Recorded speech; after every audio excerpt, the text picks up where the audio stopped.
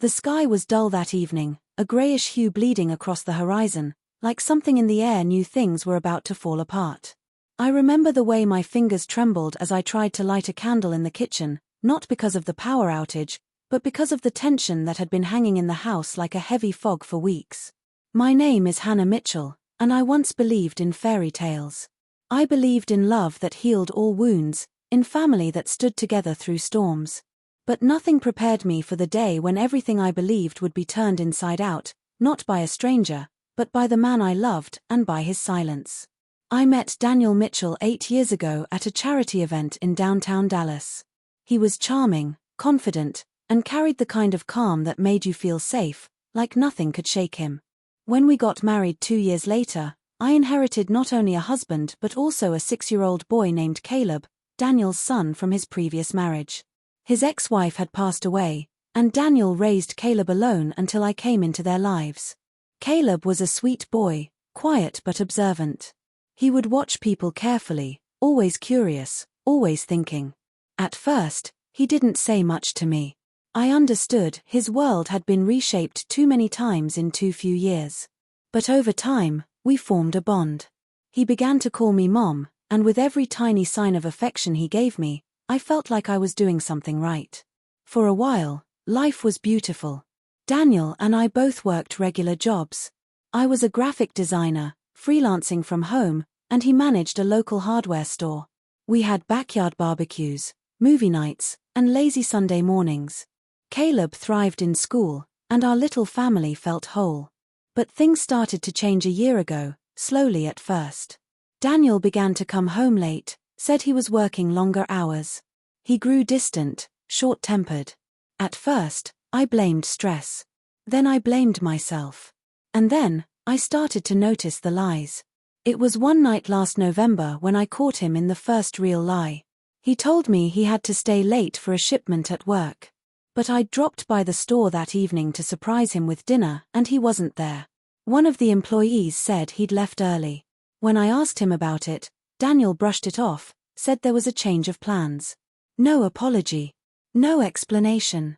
Just that eerie calm, the same calm that once comforted me and now unsettled me. I tried to ignore it. Tried to keep things together for Caleb's sake. But the distance between us widened. The man who once couldn't go a day without texting me "I love you" now barely looked up from his phone. There were whispers on his screen, texts he'd hide when I walked in the room. I told myself not to snoop, to trust.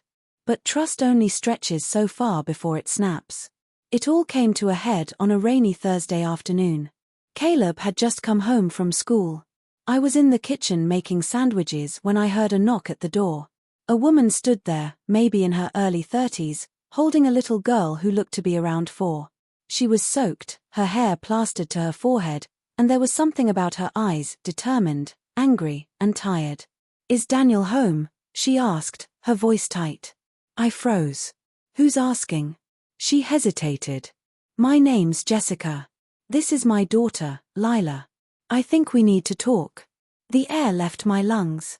I didn't invite her in, I couldn't. I just stood there, staring, trying to make sense of what she was saying. She didn't wait for my permission.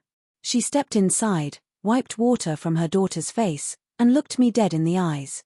"I've been seeing Daniel for over a year. He told me he wasn't married. That he was a single dad trying to rebuild his life. I didn't know about you until last week. And Lila, she's his daughter." I don't remember how long I stood there, mouth agape, heart racing, eyes bouncing from the little girl to the woman and back. My hands shook, but my voice came out steady. "You're saying Daniel is her father?" Jessica nodded, and Lila, sweet, quiet Lila, clutched her doll tighter and hid behind her mom's leg. "I thought he was committed to us.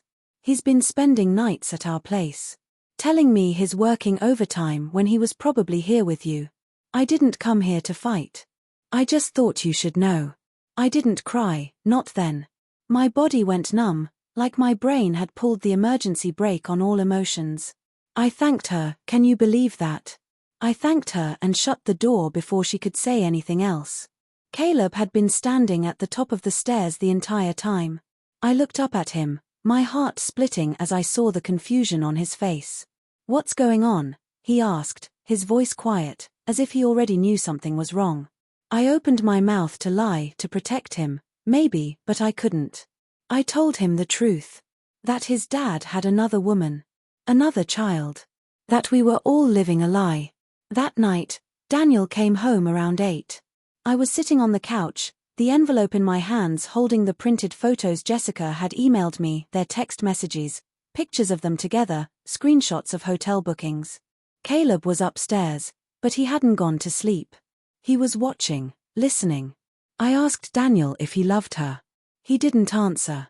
I asked if Lila was his daughter. Still silence. I asked if he planned on telling me or just living 2 lives forever. He just sat down, looked at the floor, and stayed silent. Caleb came down the stairs. His voice cracked as he asked, "Dad, is it true?" Daniel didn't look at him. He didn't even flinch. Just silence. That silence was louder than a scream.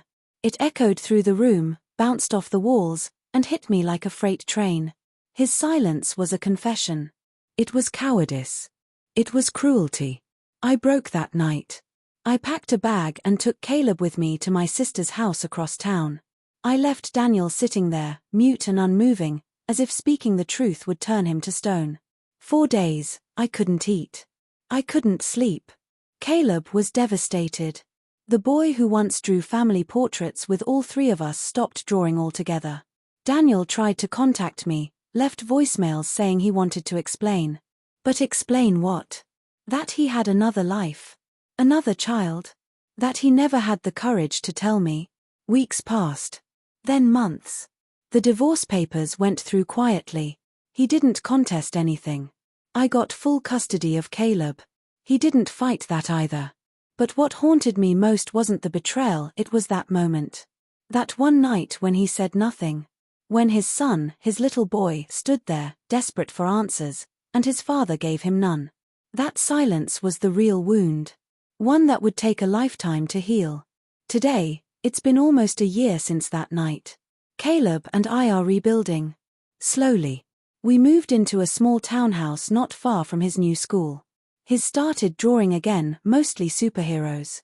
Ones who save the day, who never lie, who always show up. I try to be one of them, for him. As for Daniel, I don't know what became of him. I don't care to know. I heard through a friend he's living with Jessica now, trying to be a father to Lila. Maybe that's his redemption. But he'll never get back what he lost that night, his son's trust, his wife's love, his family. Some people break things with actions. Others break them with silence. And sometimes, the loudest betrayal is the one you never hear.